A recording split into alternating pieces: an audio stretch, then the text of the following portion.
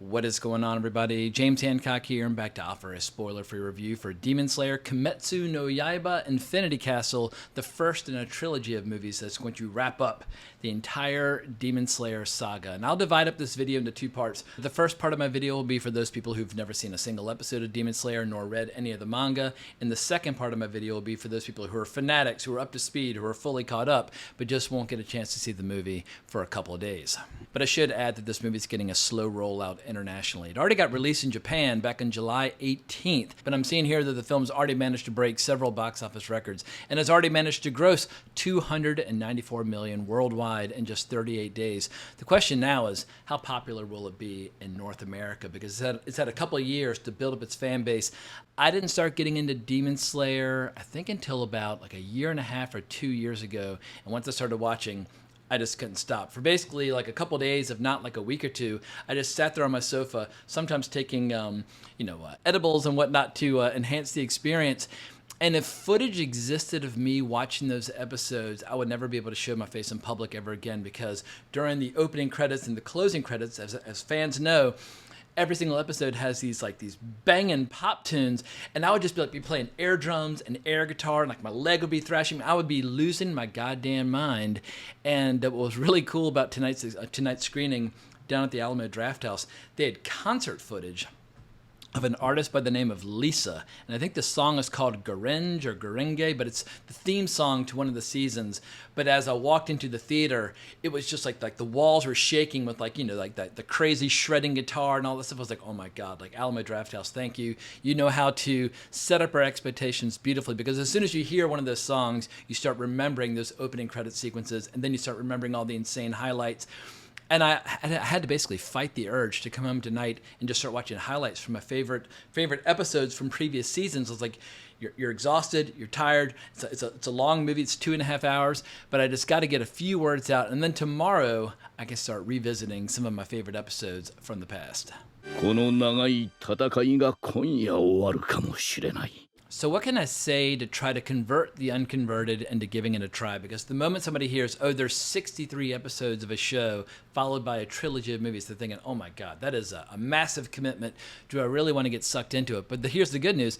If you enjoy it, you're going to be craving all those episodes. You'll be relieved that there's so many episodes. It's not going to feel like a slog at all. You'll be actually kind of like cursing the fact that there are so few episodes to enjoy while you wait for the next installment. And so I'm always banging the drum on this channel about how every generation needs their own franchises to kind of lay claim to. Like every decade needs their own video games, their own books, their own movies, their own TV shows that are unique to that decade that people can really call their own. And I feel like if you are a young child or a teenager now, probably it's a better show for teenagers depending upon your appetite for bloodshed, because there's a lot of bloodshed.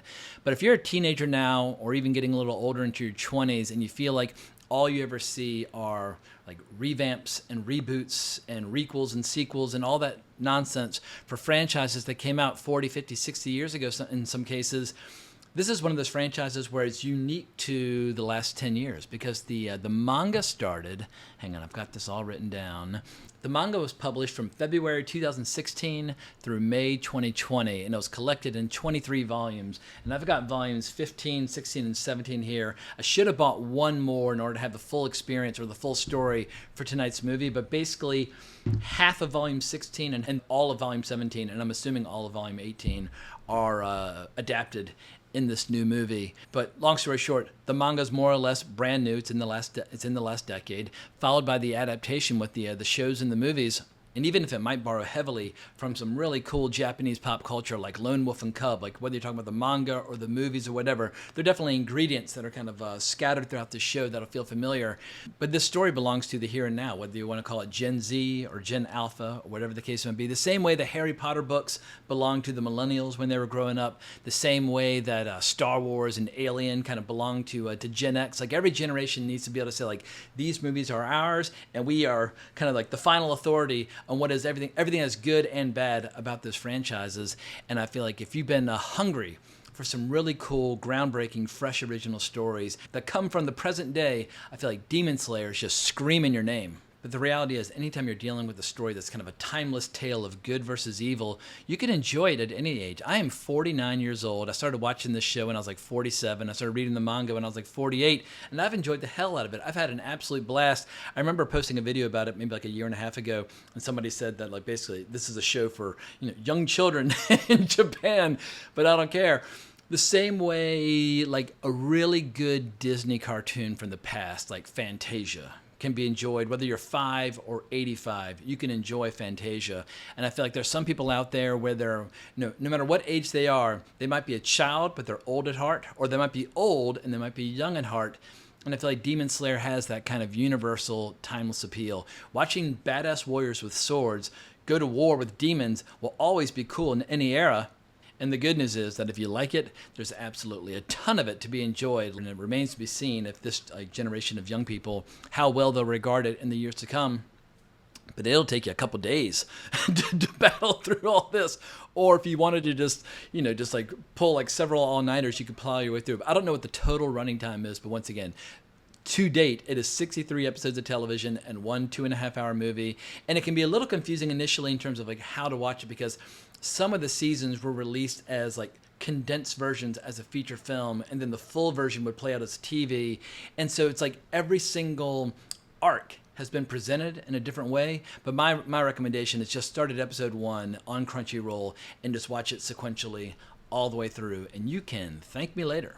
And it goes without being stated, but just in case you need a reminder, watch it in Japanese with English subtitles, or whatever subtitles you require, depending upon where you live. But the Japanese language and the way the dialogue is delivered, that is part of the experience. You're not getting the full Demon Slayer experience unless you're watching it in Japanese. But depending upon your age and your appetite for Japanese animation, you might be asking yourself, quite rightly, how does this compare to some of the great stuff of the past? Depending upon if you were a child in the 70s, 80s, 90s, whenever, there are going to be certain shows from Japan and movies from Japan where you're like, that is what anime is all about. And I got really, really fucking lucky where in like the early mid-90s, suddenly like the floodgates were open and all these movies that had been kind of like building up like water behind a dam were just released upon the unsuspecting American public. And suddenly it felt like in one summer, I saw Vampire Hunter D and Wicked City and Crying Freeman and Fist of the North Star and Akira and Ghost in the Shell. And I was just like, oh my God, like how come nobody told me? There's all this incredible stuff out there. And over time, like Yoshiaki Kawajiri is probably my favorite of that crop of directors that was operating in the 80s and 90s. But there's so many classics to be enjoyed, like Golgo 13, The Professional. I mean, the list just goes on and on and on, both as feature films and as shows. It was a true golden age of extraordinary animation. And I do have a bias where I much prefer traditional hand-drawn animation, traditional cell animation shot with a camera. This is all digital, and so it's got a very different aesthetic. It's got a very different flavor, very different kind of texture. But it does allow them the freedom to show angles and fight scenes and choreography that probably would be legitimately just impossible with traditional cell animation. Although Fist of the North Star took choreography right up to the limits of human experience in terms of what they were able to portray. So I'm always going to love the classics of the 80s and 90s. They're very near and dear to my heart. So I think it's an absolute no-brainer that young people, when they see this, they'll absolutely fall in love with it. But for older viewers, if you watch a lot of film and television and you're in your 30s, 40s, or 50s, and you're absolutely disgusted by what's happened to Star Wars, or you're disgusted by what's happened to Star Trek, or you're disgusted by what's happened to The Lord of the Rings, or you're disgusted by what's going on in Marvel and DC and Alien, and basically or Predator, basically every single franchise that was ever cool when we were kids or teenagers, they're basically all in ruins or like on their way to being in ruins, and you're ready for some fresh stories to be explored. I think you might be surprised by just how much you might enjoy Demon Slayer, because it's funny as hell, it's got tons of heart, it's got great characters, it's insanely violent. Like, it's not like pervy or like super sexual like a lot of Japanese animation that I was drawn to in the 1980s and 90s was. Like, it's definitely not like Wicked City or Ninja Scroll or anything like that. It's much more concerned with like heroics and combat and epic face-offs. But if you're just looking for some balls to the wall action, I can guarantee you that Demon Slayer 100% delivers. But now let's get into some details that the fans of the show might enjoy. All right, so it's time to get into some spoiler-free comments, and I'm going to operate under the assumption that you've already seen every single episode up till now, as well as the teasers and the trailers for the coming trilogy, because all that stuff I consider totally fair game.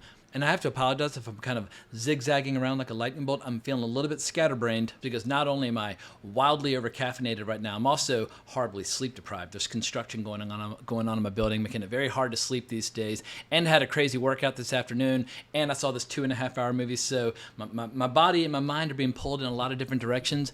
But anytime I have a really cool, enjoyable, satisfying movie-going experience, it doesn't take that much effort to put together a video singing the movie's praises. And I did have a really good time tonight where I'm starting to recognize certain patterns in the storytelling where you'll sometimes have like a 45-minute fight scene, but the fight scenes are broken up. Like you'll have like the natural ebb and flow of the initial face-off where one person gets the upper hand, the other person gets the upper hand, another person shows a new ability, the other person shows another ability.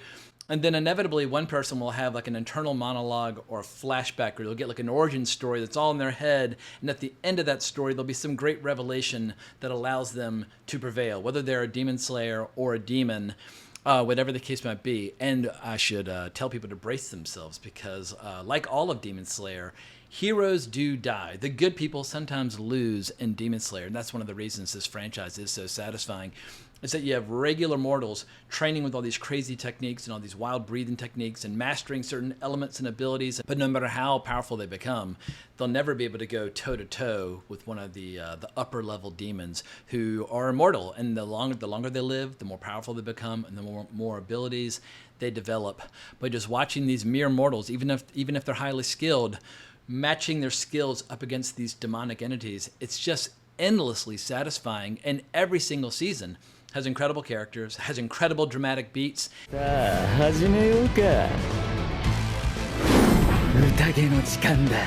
Which leads me to what might be my one real criticism of this movie, in that they've chosen to go the movie route as opposed to the season route. Because in some previous seasons what they've done, they've released a movie, but the movie typically is the last episode of the previous season and the first episode of the next season, and then you have to watch the rest of them on Crunchyroll or whatever platform you might be watching it on.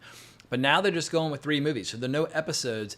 But I like the break in between episodes. I like having the closing credits songs. I like having the opening credits songs. I like it when you get a little short film after the credits. I like how they just kind of break up the whole experience into little bite-sized chunks. So you don't get that here because it's just a 2-hour, 35-minute just epic story inside the Infinity Castle, and it's just balls to the wall insanity from start to finish. It is just nonstop action and just one crescendo and decrescendo and climax after another. It's quite a roller coaster, and I think some people will be feeling a little bit limp with exhaustion by the end. But when I got to the end of the movie, I had such a big smile on my face. That's when I realized, you know what, you got to make your video tonight. But I'm realizing that I've gotten pretty deep into the video without actually saying what is the plot of this first installment in this final trilogy. So here's the loose premise as written on IMDb. The Demon Slayer Corps are drawn into the Infinity Castle where Tenjiro, Nezuko, and the Hajira face terrifying upper-rank demons in a desperate fight as the final battle against Muzan Kibutsuji begins. And I should say that it's co-written by Hikaru Kondo, as well as the creator of the manga. And there's no way I'm going to be able to pronounce his name, but Koyoharu Gotouge, Gotouge. That's how they're spelling it in English.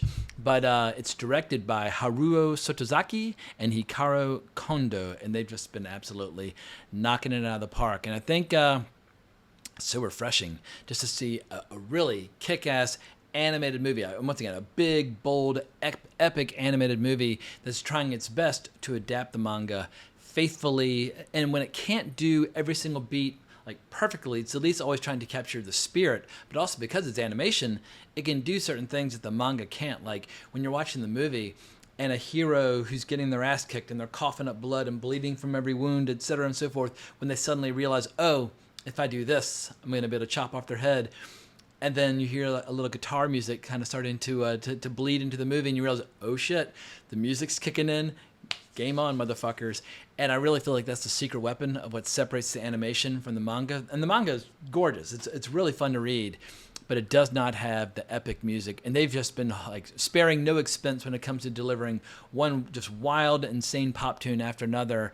And I mean, there are at least like 4 or 5 across all the various story arcs that have absolutely, or 4 or 5 themes or songs that I've really loved across all the story arcs. So yeah, it's just an embarrassment of riches when it comes to the music. And if you haven't watched the most recent episode of the most recent season recently, not to worry. This movie gives you a little like 3 or 4 minute kind of recap to kind of reintroduce you to the story at hand. And as we see at the beginning, all these badass demon slayers, when they're unleashed into the Infinity Castle, they get separated into groups of 2s and 1s, and they all have to basically fend for themselves. So running around is almost like this organic living city that keeps kind of heaving and swelling and changing all around them. And you've got like the low rank kind of scrubs who are just fighting the low level demons, and then you've got your heroes that are saving their strength for the upper level demons. And this isn't really a spoiler, it's just like, because eventually every single character is going to be featured front and center. But the big characters that are featured this episode, you get a lot about Shinobu Kocho. I guess she's the Hajira for insects or bugs, or I guess they call her the insect Hajira. But you get a ton of material with her, and she has some really incredible scenes. You get a ton of material with Zenitsu, and Zenitsu's always been secretly one of my favorite characters. I love how he's a total coward when he's awake, but if he falls asleep, he's brave, and he's got his one technique he knows how to do really well. But every single season, there's always a moment where he passes out, falls asleep, and then as like a sleepwalker would just eviscerate just hordes upon hordes of demons. I've always loved the character. So if you're as much a fan of Zenitsu as I am, you're gonna be thrilled by this movie.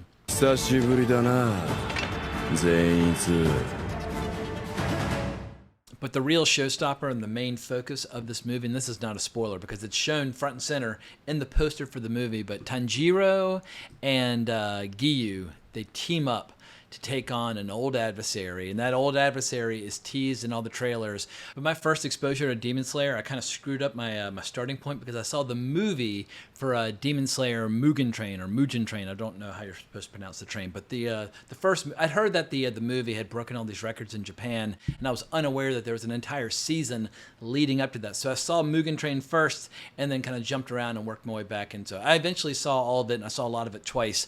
But as you'll recall in that movie, Tanjiro is just getting started off, and it's actually Rengoku who really is the biggest badass in the room, or biggest badass on the train in that story. And his final showdown, or his final face-off with the upper rank 3 demon, aka Kaza, that was when I really got totally sucked into just the whole Demon Slayer experience. I just couldn't believe what I was seeing, and I couldn't believe how that story drew to a close and just how dark and how tragic it got toward the end. So if you've been waiting to see more of Akaza in action, this movie is going to blow your goddamn mind, because Akaza, I mean, whether you love him or hate him, you can't take your eyes off of him. He is absolutely hell on wheels in combat. And what's great about this 1v2 scenario is that it goes on for so long, and it's so brutal and it's so punishing. All the characters have their own opportunities for their own internal monologues and revelations and observations. And so it's like this fight scene that just gets elongated and stretched out over this enormous length of time. And I was just, drooling and just salivating with pleasure while watching this epic face-off. And I won't tell you how it wraps up, but all I'll tell you is that there are 2 more movies coming our way, and those movies need to hurry up and get here. But the good news is there's plenty of Demon Slayer for me to enjoy before we get the next installment in Infinity Castle. But as the movie started drawing to a close, and as I was watching all these scenes during the closing credits, I was thinking to myself, you know what? I probably could watch 2.5 more hours right now, because there's so many villains and so many heroes who have not yet had a chance to really take center stage or have the spotlight focus on them. And I can tell they're saving it all for the second part. The big question is, like, how do they keep raising the stakes or upping the ante? Because obviously, as these characters get more powerful, each battle tends to kind of grow in its ambition. And I just keep wondering to myself, like, what is the upper bound limit of how powerful these characters can become? But I should just go ahead and just finish the manga and finish reading it, because then I'll get all the answers that I want. My plan right now is just to slowly read the remaining manga in advance of the movies as they come out. But no matter what happens moving forward, you can definitely tell that the writers and the directors, it's like they're organizing this big giant chessboard right now, and all the pieces are in play because all the heroes from the story, they all have stuff to do now. And what's cool is seeing the various levels of the Demon Slayer, I guess, their core. Like seeing how, like, the scrubs to, like, the map makers to the crows to their leaders, like how everybody has their role to play in this giant battle. And whether that's providing reconnaissance or information or advice or strategy, or just being a grunt on the front lines, kind of keeping the low-level demons occupied so that the Hajira can focus on the more powerful upper-level demons. But just watching all their forces, we're really seeing, like, the full flowering of everything they're capable of. Because in previous seasons, it was always just like a few of our heroes and maybe 1 or 2 Hajira. Now you're really getting to see what they're capable of. The same holds true for the demons. You're getting to see what they're really capable of when they're all working in conjunction in the same environment. And it's just an absolute joy to watch. So in closing, I'll just reiterate, over the last couple of years on this channel, I've expressed a lot of frustration and boredom by a lot of our American franchises. And I'm always rooting for the emergence of new franchises, whether it's 21st century horror franchises like the Conjuring franchise or action franchises like John Wick. But I feel like new stories, new franchises, new ongoing narratives, that is the lifeblood of film and television. You can't just keep squeezing the same fruit until there's nothing left in it. Like before the movie started, I saw a trailer for the new Predator movie coming out. I was like, I'd rather just go back and watch Predator, or at least Predator 2 with Danny Glover. But I'm fine with Predator, just Predator and Predator 2. I don't need any more Predator movies. I want new stories, new experiences that are just as exciting as Predator was when I first saw it when I was like 11 or 12 years old, and it absolutely blew my fucking mind. It's one of my all-time favorite movies. But I feel like when it comes to like our own movie-going culture, if you squeeze these franchises like one too many times, you're just left with this kind of like, pale, thin, lifeless husk with like no flavor, devoid of any sort of individuality, where it just becomes like toothpaste that's being shoved down our throats by a big pharmaceutical company, as opposed to stories that have like a beating heart or pulse or a style. And Demon Slayer, in spite of all of its, maybe it's got some shortcomings from being like a pure digital experience, but no one can deny that it's got a lot of emotion and a lot of style, and I've just been having so much goddamn fun watching it over the last couple of years. So I'm glad that I finally gave myself a kick in the ass and got caught up. And I hate it when people say, "Oh, you got to watch this show, but the first 2 seasons suck. You got to wait till the 3rd season, then it starts getting good." I'm like, I don't have 20 hours to spare on like lackluster, shitty television. The good news with Demon Slayer, while I think the first season, which is the longest, is maybe the least memorable in terms of what the characters can do, but I think you got to crawl before you walk. So I would recommend you just watch the whole goddamn thing from start to finish, and you'll just have an absolute blast. But at this point, it's getting pretty late, and I've been talking quite a while. Thanks for listening to me ramble and babble over the last 20 or 30 minutes, however long this video ends up being, and I hope people will enjoy the movie as much as I did when it comes out later this week. And check your listings, because depending upon which country you're in, it's got a staggered release schedule. Like I said, it came out in Japan 2 months ago, and it's just now reaching North America. But I think in Europe, maybe it's got like one more week before it opens there, but it's going to be an absolute sensation. Oh, and speaking of being a sensation, not only have these movies and these shows been wildly popular, I saw a sales figure earlier for the manga, but I'm seeing here over on Wikipedia that the manga, as of July 2025, there are over 220 million copies in circulation around the world, making it one of the best-selling manga series of all time. That is just extraordinary. And like when you look at some of our American comics that are struggling to sell a couple thousand a month, clearly people are ready for new storytelling experiences, new frontiers. Demon Slayer, whether you're talking about on the page or on the screen, it's just an absolute justifiable international sensation, and it's time for everybody to get on board and figure out what all the buzz is all about. But I think that's all I've got to say. So thanks again for watching. I greatly appreciate it. I look forward to hearing people's thoughts later on this week, but more importantly, as always, onwards and upwards.